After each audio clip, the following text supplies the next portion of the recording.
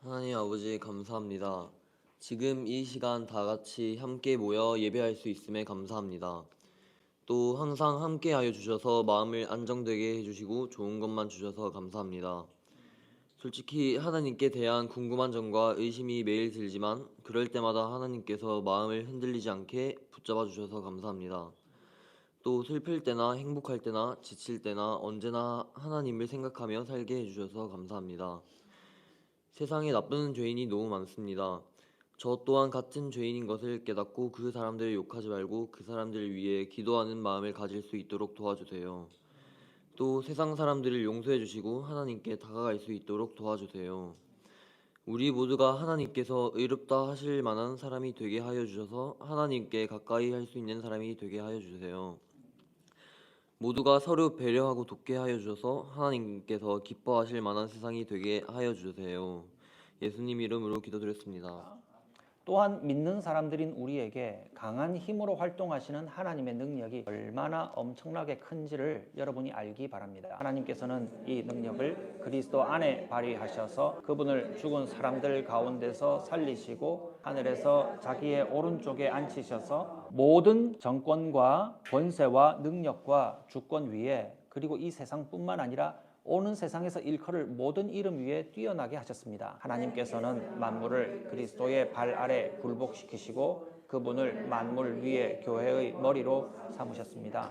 교회는 그리스도의 몸이요 만물 안에서 만물을 충만하게 하시는 분의 충만함입니다.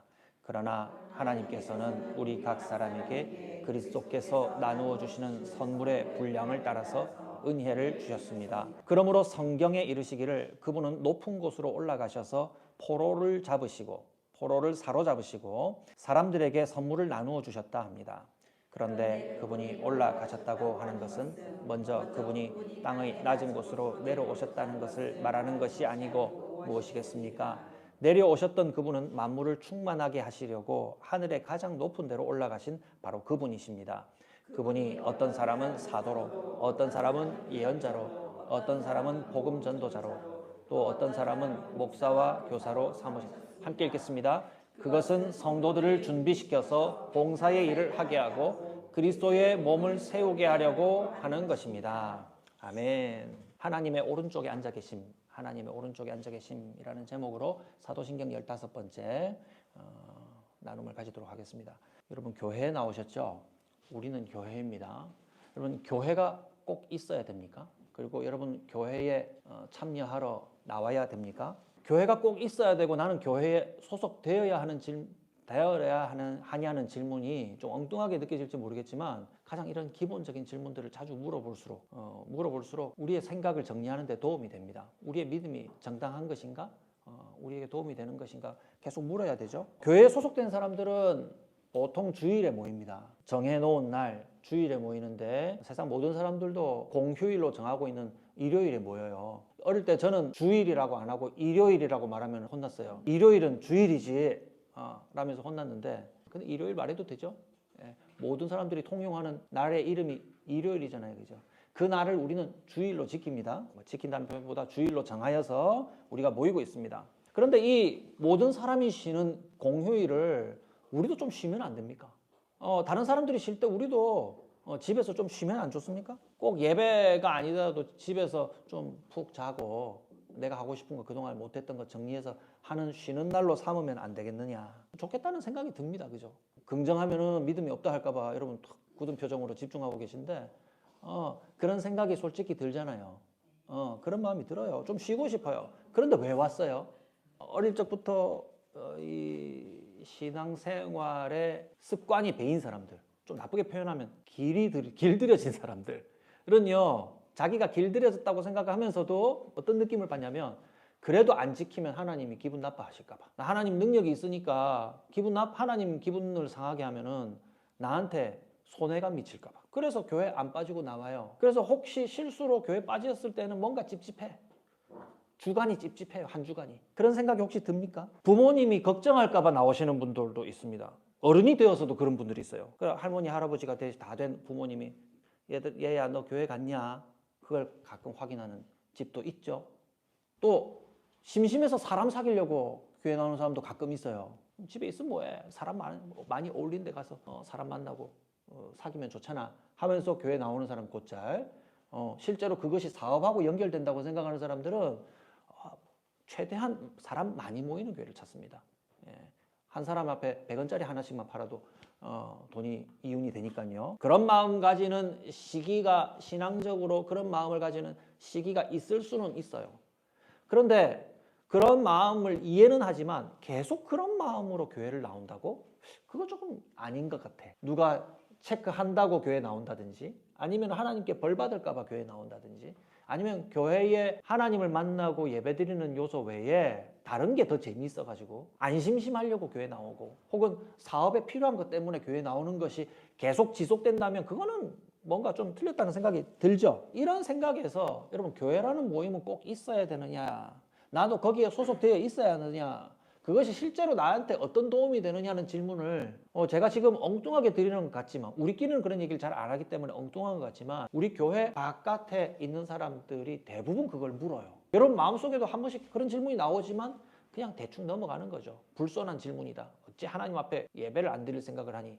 라는 생각을 하면서 그런 질문을 물리치죠. 이런 것에 대하여서 우리는 교회는 과연 뭔가? 그리고 우리는 왜 거기 소속되어 있어야 되는가? 라는 것을 우리가 오늘 말씀을 보면서 조금 정리해 갈 수가 있습니다. 에베소서 1장 19절 말씀으로 시작하죠. 말씀을 보면 하나님이 엄청난 힘의 능력을 가지고 있다고 돼 있어요. 그렇게 기록하죠. 엄청난 힘의 능력을 갖고 있습니다. 그런데 그 힘의 능력을 어떻게 쓰신다? 믿는 우리에게 사용하시는 활동을 한다 라고 기록합니다. 그렇게 돼 있죠. 제가 해설해서 푸는 방식으로 얘기했습니다. 여러분 사도신경 시작할 때 전능하신 아버지를 믿는다 고백하면서 시작하죠. 여러분 전능하신 분이 우리 아버지이시기 때문에 그 전능하신 힘이 하나님을 아버지로 부르는 그 자녀들을 위한 전능함, 능력, 힘으로 쓰신다는 것을 우리가 확인한 기억이 있으시죠? 우리를 위하시는 이 엄청난 능력을 우리를 위해서 쓰시기 위해서 어디에 발휘하셨다라고 기록하냐면 20절 말씀에 보면 하나님이 이 능력을, 이 엄청난 능력을 어디 안에 발휘하셨다? 그리스도 안에 발휘하셨다 이렇게 기록해요. 하나님의 능력이 그리스도 안에서 그분을 죽은 사람들 가운데서 살리시고 하늘에서 자기의 오른쪽에 앉히셨다 라고 기록해요. 예수님이 이 땅에 오셔서 하나님의 보내신 바 되어서 이 땅에 오셨다가 우리 모든 사람들을 위한 삶을 사시다가 죽으셨죠. 그리고 다시 부활하셔서 지난주 메시지 들은 것처럼 하늘 보좌에 올라가셔서 앉으셨다 이 말입니다. 이 모든 일을 하는 것에 하나님의 능력을 쓰셨다 기록해요. 자, 그 마지막에 하늘에서 자기의 오른쪽에 예수님을 앉혀 놓으셨다 라고 기록합니다. 하나님의 능력이 예수님을 자기의 오른쪽에 앉혀 놓으셨다라고 기록해요. 여러분 오른쪽에 앉혀놨다는 것은 하나님은 가장 가운데 자리에 앉으시고 아들 예수님은 오른쪽에 앉혀졌다는 건 오른쪽은 좀 중요한 자리지. 그러니까 하나님 1번 그리고 예수님은 2번 능력을 가지셨구나. 하나님보다 조금 못한 능력인데 좀 힘을 주셨다는 뜻이구나. 그런 말이 아니라 오른쪽에 앉았다는 것은 우리가 생각하는 좌우 공간의 개념이 아니라 하나님의 모든 능력을 오른쪽에 있는 아들에게 주셨다. 자기의 능력의 모든 권한을, 자기 능력을 사용하는 모든 권한을 예수님에게 주셨다는 의미를 가지고 있습니다. 그 내용을 21절에서 22절에서 설명합니다. 한번 보세요. 하나님이 예수님을 오른쪽에 앉히셔서 어떤 힘을 주셨냐? 모든 정권, 이건 뭐 다스림이라고 번역해 볼까요? 모든 다스림과 권세와 능력과 주권 위에 그리고 이 세상뿐 아니라 오는 세상에서 일컬을 모든 이름 위에 뛰어나게 하셨습니다. 하나님의 자리에서 다스리시는 우리가 이 19절을 시작하면서 하나님이 가지신 그 엄청난 능력, 그 능력을 발휘하시는 하나님의 자리에서 다스리시는 모든 권한과 힘을 누구에게 주셨다? 예수님에게 주셨다는 것이 하나님의 오른편에 앉히셨다는 의미예요. 자, 이 얘기를 왜 얘기하냐면요. 하나님의 오른쪽에 앉아 계신 그 하나님의 모든 능력을 받아서 오늘 우리에게 어떻게 일하시는가를 우리는 관심 지금 갖고 있죠. 이제 우리가 기다리는 질문에 대한 답, 교회에 대한 말이 나옵니다. 22절, 23절 한번 보세요. 하나님께서는 만물을 그리스도의 발 아래 굴복시키시고 그분을 만물 위에 교회의 머리로 삼으셨습니다. 23절, 교회는 그리스도의 몸이요 만물 안에서 만물을 충만케 하시는 분의 충만함입니다. 예수님이 받으신 아버지 하나님의 능력으로 자 교회 얘기했는데 교회의 머리가 되신다고 기록해요. 예수님이 우리가 모여 있는 이 교회의 머리가 되신다. 그러면 교회는 머리 대신 예수님의 몸이다 이렇게 비유해요. 머리와 몸으로 비유합니다. 여러분 머리와 몸은 따로 떨어져 있습니까? 붙어 있습니까? 붙어 있죠. 머리와 몸은 붙어 있는 한 몸이라고 말해요. 그래서 머리가 몸을 가리켜서 너는, 그대는 이렇게 부르지 않고 머리가 몸을 가리켜서 나라고 부르죠. 내 몸은, 내 손은, 내 발은 이렇게 얘기하죠. 그래서 머리 대신 예수님께서 몸인 교회를 어떻게 여기신다? 자기 자신으로 여기신다 이 말입니다. 그런데 그 머리는 어떤 분이세요? 하나님의 아버지의 오른쪽에 앉으셔서 그냥 사장, 부사장, 부자 붙은 거는 별로 능력이 없는 자리인데 그런 개념이 아니라 하나님 우편에 앉으셔서 하나님이 가지신 모든 권한과 능력을 행하시는 엄청난 힘을 발휘하시는 분이라 이 말입니다. 그 엄청난 힘을 발휘하시는 하나님이신 예수님이 우리의 머리가 되시고 우리는 그분의 몸이 되어 있다 이 말입니다. 제가 설명을 재미가 없게 했는데 이 사실을 생각하면 생각할수록 우리 교회가 얼마나 존귀한 모임이고 엄청난 사람들인가를 우리가 다시 확인하게 됩니다. 교회는 예수님이 자신과 동일시하는 사람들의 모임이에요. 그래서 우리는 교회로 모였을 때 한 사람 한 사람을 예사로 대할 수가 없습니다. 왜냐하면 이 집사님은, 박 집사님은, 김 집사님은 모두가 한 사람 한 사람이 예수님이 자신과 동일시하는 사람들이기 때문에 그래요. 함부로 대할 수가 없고 함부로 놀릴 수가 없고 비난할 수가 없고 그렇게 대할 수가 없습니다. 모두가 예수님을 대하듯 예수님이 존귀히 여기시는 사람으로서 대하는 것이 마땅하겠죠. 예수님께서 우리 모두가 예수님께서 자신과 같이 여기시는 자신같이 여기시는 사랑하는 사람들, 교회의 한 사람들이 되었다 이 말입니다. 그래서 교회 얘기하고 있죠. 내가 예수님 안에 이러한 존재가 되어 있기 때문에 좀 극단적으로 얘기해 볼게요. 내가 주일 모임에 참석하든 그렇지 않든 나는 교회의 일원이 되었어요. 교회로 모인 무리들 중에 한 사람이 되었어요. 얘기하니까 목사님이 확인해 줬다. 잘 됐다. 이 기회에 예수님 안에 있는 것으로 정하고 교회 출석은 안 해도 되겠다. 여러분 이렇게 결정하고 싶습니까? 예. 그렇게 하고 싶으면 한번 잠깐 해봐도 괜찮아요. 어떤 느낌인지. 그런데 그것은 하나는 알고 깨닫고 나머지는 다 버리는 것과 같아요. 왜냐하면 예수님이 교회를 자기의 몸으로 동일시 여기시면서 사랑해 주시는 그 능력이 어디로부터 나타난다? 교회를 통해서 나타나기 때문에 그래요. 자, 23절 말씀을 다시 한번 보시겠습니까? 교회는 그리스도의 몸이요 만물 안에서 만물을 충만케 하시는 분의 충만함입니다. 이 구절 자체가 좀 어렵습니다. 교회가 그리스도의 몸이요 여기까지는 됐죠. 만물 안에서 만물을 충만케 하시는 분의 충만함입니다. 예수님께서 교회를 자신의 몸으로 삼으시는 것을 충만함으로 표현했어요. 제가 어려운 설명을 조금 더 드려볼게요. 그래서 우리 한 사람 한 사람을 예수님과 동일시 여기신다는 표현을 여기서 충만함으로 표현했다 이 말입니다. 우리 안에 충만히 계시기 때문에 우리는 한 사람 한 사람을 예수님처럼 여길 수 있는 거예요. 그래서 예수님의 그 능력이 예수님과 동일시 여기시는 한 사람 한 사람들의 모임인 이 교회를 통해서 예수님의 능력이 이 교회 안에서 드러나기 때문에 우리는 이 교회 안에서 나타나는 이 능력을 소홀히 여길 수가 없다 이 말입니다. 나 이제 예수님의 몸 안에 있으니까 나는 이제 교회 안 가. 출석 안 해도 된다고 목사님 확인까지 해줬어. 나는 그냥 집에 있을래.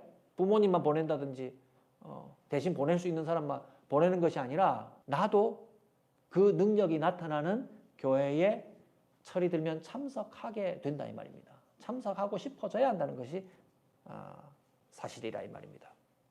그래서 앞서 우리가 드렸던 질문 다시 드려볼게요. 꼭 교회여야 합니까? 내가 거기 참여해야 합니까? 라는 질문에 어떻게 답할 수 있어야 됩니까? 네, 교회여야 합니다. 왜냐하면 교회는 예수님께서 자신과 동일시하는 사람들이 모여서 그 교회 안에서 예수님의 능력이 드러나기 때문이에요. 예수님과 동일시 여기시는 한 사람 한 사람들이 모여서 그 안에서 하나님이 예수님을 통해서 예수님의 능력이 교회 안에 드러나게 하셨기 때문이에요. 우리가 속한 이 교회를 통해서 주님의 능력과 사랑을 받게 돼요. 우린 그걸 소중히 여겨요. 그 안에서 우리는 살 수 있어요. 라는 고백을 하는 것이 마땅하다 이 말입니다. 그래서 교회에 참여하는 문제도 사실 출석해야 되느냐 말아야 하느냐 이건 아주 초보적인 질문. 조금 더 진리, 사실을 알고 철이 들면 교회를 통해서 내가 누리게 될 능력과 사랑을 알고 기대하게 돼요. 여러분 교회에 기대하는 게 있어요? 그냥 교회 하면 너무 크니까 우리 작은 공동체 얘기해 봅시다. 우리 작은 마을 소리 교회에 여러분 기대하는 게 있어요? 있어요. 하고 끄덕끄덕 하시는 분도 있고 마음으로 끄덕끄덕 하시는 분도 있어요. 예. 너무 많이 끄덕거리면 제가 부담스러워할까 봐 끄덕끄덕 안 하는 것 같은데 여러분 교회에 오기 싫을 때도 있잖아요. 그건 내가 게을러서도 그런 게 있지만 교회에 기대하는 게 많이 없으면 교회 오기 싫은 마음이 생겨요. 그냥 부모님 마음 편안하게 해드려야 되겠다 하고 교회 나가는 마음. 뭐 꼭 가야 돼? 시간이 나한테 더 소중한데 교회에 기대하는 게 없기 때문에 교회 가는 게 참 힘든 거예요. 그러나 철이 들고 나면 내가 예수님 안에 있고 내가 부모님의 사랑을 자연스럽게 받듯이 예수님의 능력이 우리 자신에게 주어진 교회를 통해서 능력과 사랑으로 베풀어진다는 것을 깨닫고 교회 공동체를 아끼고 사랑하게 돼요. 그리고 그 모임에 뭔가 기대하게 돼요. 예수님의 능력이 우리 모임에서 어떻게 나타날까? 나를 어떻게 돌보실까? 나를 어떻게 용기 나게 하실까? 위로하실까? 힘나게 하실까? 또 가르쳐 주실까? 잘못된 것을 찾아주실까에 대한 기대감이 주님의 그리스도의 몸인 교회에 우리의 마음이 그런 마음이 생긴다 이 말이에요. 그래서 교회는요 쉽게 얘기하면 나를 위해서 주신 교회예요. 나를 위해서 주신 교회예요. 교회는 하나님이 나를 위하시는 방법이기 때문입니다.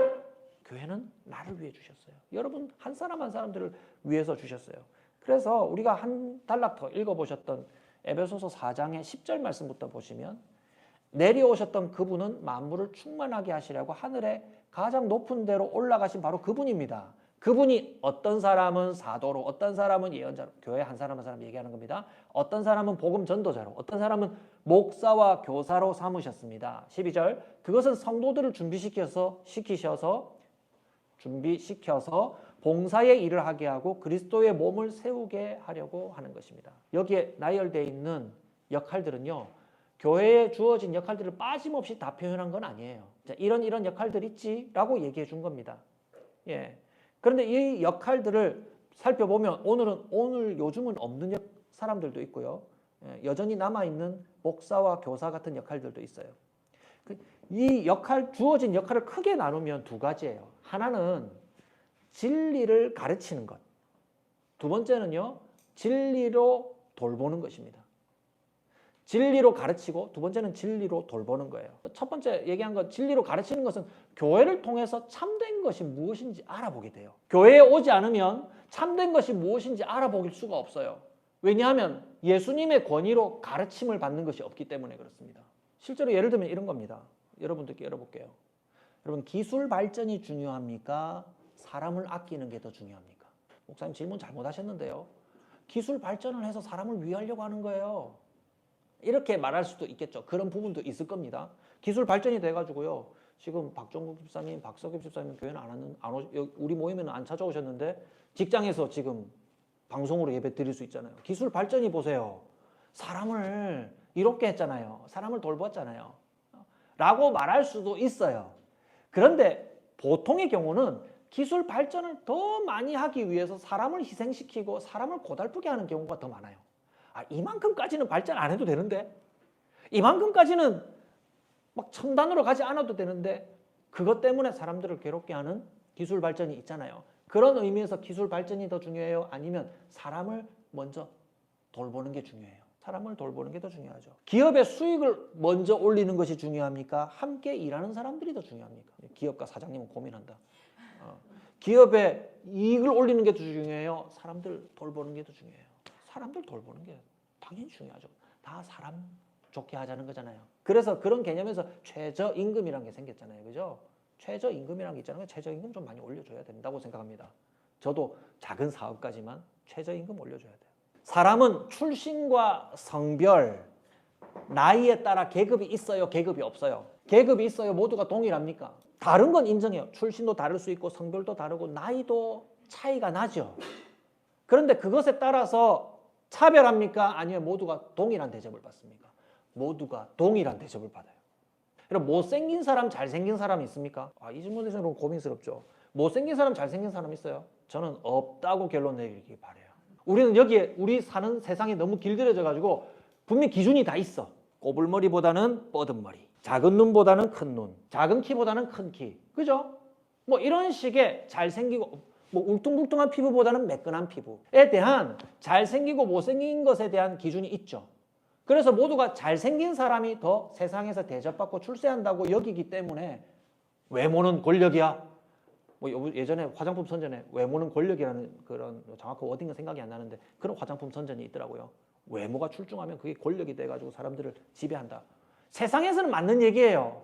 그러나 하나님 기준에는 잘생긴 사람과 못생긴 사람이 없어요. 모두가 예수님과 같이 존귀하게 만드신 각각 다르게 만들어진 존귀한 사람들이잖아요.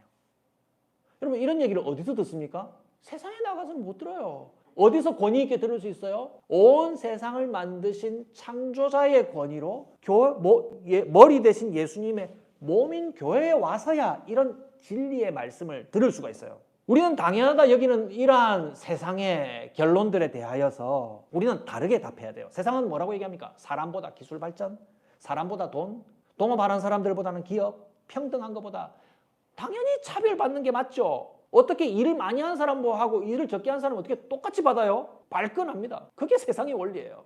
그럼 우린 다르게 말해요. 게으른 사람을 허용해 주어란 말이 아니라 모두가 살 수 있게 해줘야 한다 이 말입니다. 이게 성경적인 진리예요. 모두 하나님의 창조된 존귀한 사람들로서 예수님이 머리이시고 모든 사람을 자신의 몸과 같이 여기는 사람들로서 그들이 살 수 있도록 해주는 기본적인 대접은 해줘야 한다는 것이 성경적인 진리예요. 교회는 진리로 가르치는 곳입니다. 외모가 뛰어나고 머리가 뛰어난 사람이 마땅히 출세하고 잘 살아야 한다는 것이 세상 진리인데 우리는 그것을 당연히 받아들이지 않아야 합니다. 애들한테 물어보세요. 공부 잘하는 아이들이 출세하는 게 맞아요? 공부 못하는 아이들까지도 함께 출세하는 게 맞아요? 잘 되는 게 맞아요? 그러면 아이들 안에서도 쟤는 당연히 공부 잘하니까 쟤는 잘 될 거야. 쟤는 훌륭하게 되는 게 마땅해. 쟤는 공부 못하지. 쟤는 공부 못하니까 쟤는 앞으로 불행하게 살 거야. 그게 마땅하지 어떻게. 그렇게 태어났는데. 그걸 당연하게 받아들여요. 아까 외모 얘기한 것과 연결상에서 공부에 대해서도 그렇게 생각해요. 하나님의 진리는 그렇지 않아요. 공부를 못해도 행복하게 살 수 있어요. 그것이 어떻게 이루어집니까? 세상의 방식으로는 억눌리고 또 소외되고 불행해질 수밖에 없지만 교회 안에서는 올바른 예수님의 메시지를 제대로 전해주어서 그들이 세상 속에서 억눌리지 않도록 제대로 가르쳐줘야 된다 이 말입니다. 그것이 교회의 가르침입니다. 그리고 그것뿐 아니라 교회는 진리로 가르칠 뿐만 아니라 그 가르침과 함께 진리로 봉사합니다. 제가 늘 약해지는 부분 중에 하나가 그겁니다. 맨날 말만 잘하지. 진리대로 말은 잘하지. 그런데 그 말대로 봉사하는 능력이 우리에게는 많이 없는 것 같아요. 우리까지 갈 것도 없이 저한테는 좀 그런 것 같습니다. 말로는 잘하는데 사랑합시다. 돌봅시다. 모두가 공평하게 여깁시다. 그런데도 저는 저의 외모의 기호에 따라서 사람을 평가하고 그 사람들의 가진 유무에 따라서 다르게 대접하고 안 그러려고 애를 쓰는데 뭔가 자격을 많이 갖춘 사람들은 제가 좀 더 조심해서 대접하려고 하고 그렇지 않은 사람들은 그냥 좀 예사로 대하려고 하는 제 자신을 발견한다 이 말입니다. 우리 모두에게 조금씩 다 있는 것 아닙니까? 그죠? 그러나 교회는 진리를 깨달은 대로 서로에게 그리고 세상을 향해서 봉사해야 합니다. 그래서 교회가 품은 복음, 죄를 사하시고 하늘나라를 주신 예수님의 사랑을 모두에게 가르침 받은 대로 실천하는 곳이 바로 교회예요. 누구나 착한 일을 할 수 있지만 진리를 알고 제대로 섬기는 것은 예수님의 몸된 교회만 할 수 있습니다. 거짓에 속아서 살아가는 사람들에게 그 안에서 상처받고 살아가는 사람들에게 자포자기하게 나는 이만큼이야. 나는 이만큼 안에서 내 마음대로 살아갈래. 라고 하는 자포자기하며 살아가는 사람들에게 우리가 찾아가서 우리 교회만이 말해줄 수 있는 참된 진리를 얘기해주고 그들을 돌보고 건강하게 자라나도록 그들 곁에서 그들을 돌보아주는 것이 우리에게 주신 교회의 역할입니다. 그런데 마지막으로 이 역할들은요. 진리로 가르치고 섬기는 이 역할은 특정한 사람에게만 주어진 것이 아닙니다. 그거 목사님이 알아서 하면 되지 왜 우리한테 지금 강조하고 있어요? 이게 아니라 목사님이나 집사님이나 교회 안에서 직분을 맡은 사람들만 하는 것이 아니라 모두 가르치고 모두 섬길 수가 있습니다. 모두에게 주신 것이에요. 그래서 모두가 서로를 가르치는 것이에요. 모두가 서로를 진리로 섬기는 것이 교회입니다. 저는 이것이 교회의 능력이라고 생각합니다. 예. 교회가 능력 없이 왜 무너졌을까? 교회에서 증가하는 메시지와 달리 교회 안에는 계급이 존재하고 말씀을 전하는 데 있어서도 서열이 존재하고 그 실천에 있어서도 우선이 정해져 가지고 과거의 교회는 부응하지 못했습니다. 뭐 남의 교를 얘기하기 그렇지만 카톨릭 안에서는요. 말씀을 전할 권한이 평신도에게 있지 않습니다. 일반인에게 있지 않다 이 말입니다. 말씀을 결정하고 전하는 권한이 교회의 수장에게 있죠. 그리고 사제에게 있어요. 그러나 우리는 모두가 다 사제와 같은 사람들이죠. 모두가 예수님이 자신과 동일시하시는 각 한 사람 한 사람이라 이 말입니다. 그래서 모두에게 주신 그 영광과 존귀를 가지고 하나님의 말씀을 깨닫고 가르치고 그 깨달은 진리대로 봉사할 수 있는 능력이 우리에게 주어졌다는 것을 기억해야 됩니다. 그래서 저는 감히 이렇게 얘기합니다. 모든 사람이 우리 교회에 주신 예수님의 존귀한 교사요 목사다라고 얘기합니다. 모두가 함께 목사 역할을 해야죠. 저만 목사가 아니라 저는 전문적으로 가르치고 교회를 지키고 돌보는 일로 지금 부름을 받은 것이지만 우리 모두에게 주어진 역할을 생각하면 모두 목사와 같이 함께 돌봐야 한다는 것입니다. 예. 목사는 가르치는 역할만 있는 것이 아니라 돌보는 역할이 있는 거거든요. 그래서 목은 목양하는 것, 양들을 돌보는 것, 거기서 목자를 가져온 겁니다. 말씀을 맺겠습니다. 교회는 예수님이 자신과 동일시하는 사람들의 모임입니다. 이것은 교회 출석과 같은 정도의 것을 말하는 것이 아닙니다. 우리는 머리 되신 예수님의 몸이고 주님이 자신처럼 여기시며 사랑하시는 사람들의 모임이에요. 예수님께서는 하나님의 오른쪽, 하나님의 권능 모든 것을 받으셔서 오늘도 우리 교회를 가르치시고 돌보십니다. 무엇을 통해서? 자신의 몸과 동일시 여기시는 사람들의 모임인 교회를 통해서 우리를 가르치시고 오늘도 우리를 돌보셔요. 그래서 우리 한 사람 한 사람 바라볼 때 예수님과 같이 존귀히 여길 뿐만 아니라 각자 서로가 서로를 잘 가르쳐주고 잘 돌봐주는 역할들이 우리에게 나타나야 합니다. 바로 지금 주 예수님께서 우리 모두와 함께 계시면서 교회를 통해서 우리 모두와 함께 계시면서 우리를 진리로 이끄시고 진리 안에서 우리를 자유로운 성도가 되게 하실 것을 믿고 기쁜 마음으로 우리가 어디에 있든지 어디 앞에 나갈까요? 우리 주님 앞에 나아가시는 저와 여러분들이 되시기를 주님의 이름으로 축복합니다. 아멘.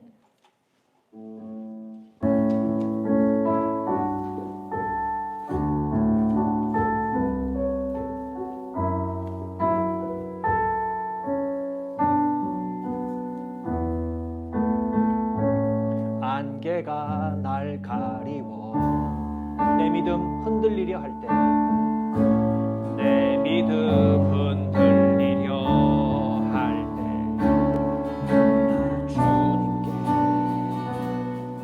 나아가네. 주님은 산 같아서 여전히 그 자리에 계셔. 여전히 그 자리에 계셔. 눈을 들면 날 위한 그 사랑 주는 나의 도움이시며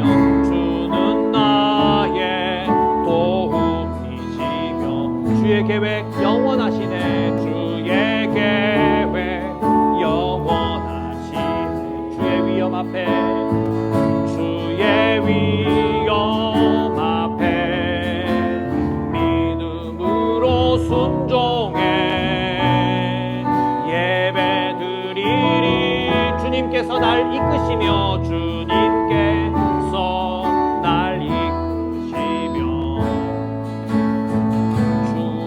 항상 함께 하시네.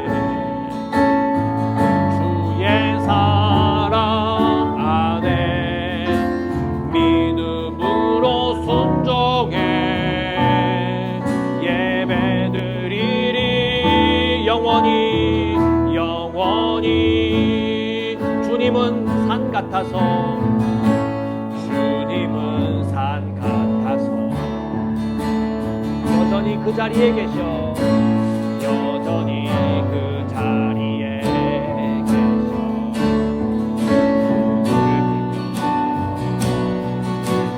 이기라 날 위한 그 사랑 주는 나의 도움이시여 주의 계획 영원하시네 주의 위엄 앞에 믿음으로 순종해 예배드리리 주님께서 날 이끄시며 주님께서 날 이끄시며 주가 항상 함께 하시네 주의 사랑 안에 믿음으로 순종해 예배드리리 주님께서 날 이끄시며 주님께서 날 이끄시며 주가 항상 함께 하시네 주의 사랑 안에 믿음으로 순종해 예배드리리 영원히